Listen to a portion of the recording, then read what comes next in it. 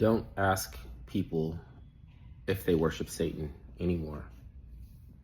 Because there might be a way for somebody with all of those, like, props and little things that you associate with Satanism to actually be Satanists. But most of the time,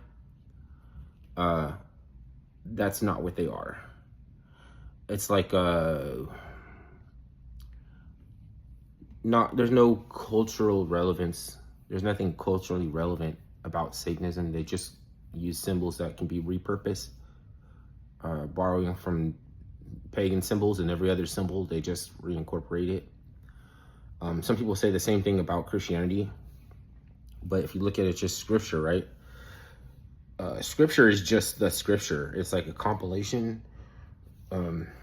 It's just something that's been compiled, and it's the scripture, right? The Holy Scripture. If you find it in the two different books and it say the same thing, it's still just the scripture. There's like a little bit in the Quran, but you don't call it the Quran. You don't call scripture the Bible. You don't call scripture the Quran. It's just scripture, right? It's a timelessness. It's like a timeless frequency and literacy, where they compiled and wrote stuff down. That's all it is.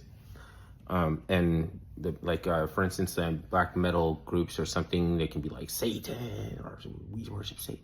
That's theatrical production. It's not inversionism. But there is a way that there can be a theatrical production with props and everything that look like Satan, and they're actually doing inversionism. That is like similar to that is like the Finders.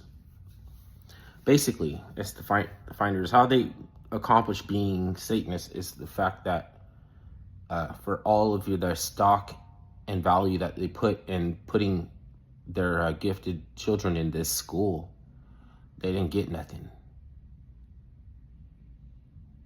They were set up to find something ultimately and receive something or gain something, and they didn't get nothing. And you just have to ask yourself why that is, what happened. If you don't have time to do that, then I don't have time to be candid with inversionists, because they just need to believe that somebody acting like playing dress up like a Satanist, because we use them to like close cases without solving them and shit. Like we use them to be a scapegoat and blame shit, and without solving the mystery. Like, where is the 100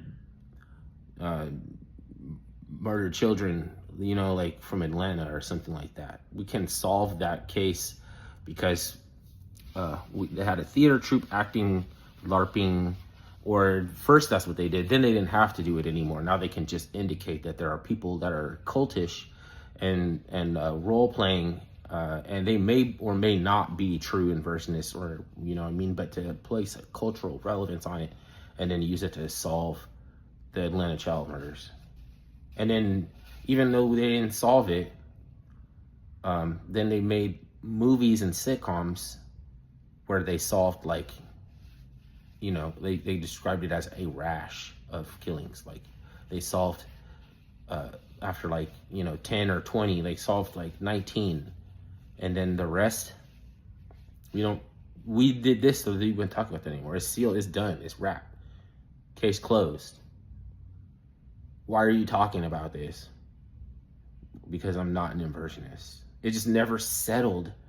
It never passed muster because I'm not an inversionist. But for me to explain it, then I gotta give my logic to somebody who might be an inversionist.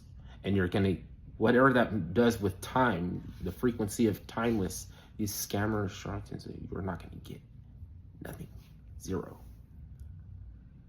Then after the fact, what's the value in the after the fact of identifying Satanists after the fact?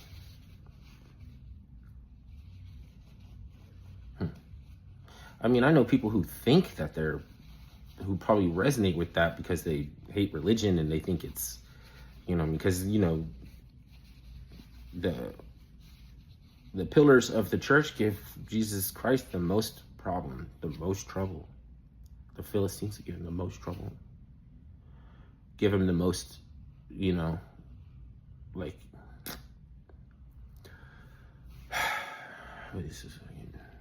I think they get off on having you to explain something to them as they are doing it. Because it's like, it subverts you. Like, if you are really trying to break free, why are you talking to me? Ha ha ha.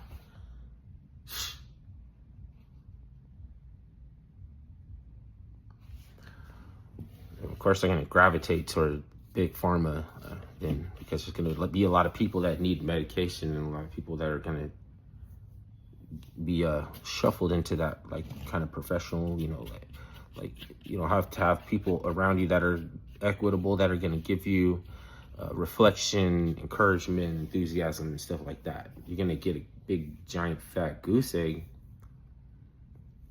and you're telling them and describing them how they are, how definitions that they could never come to realize, that they have to always be confused about it. You can tell them the definition of something fucking 10 times.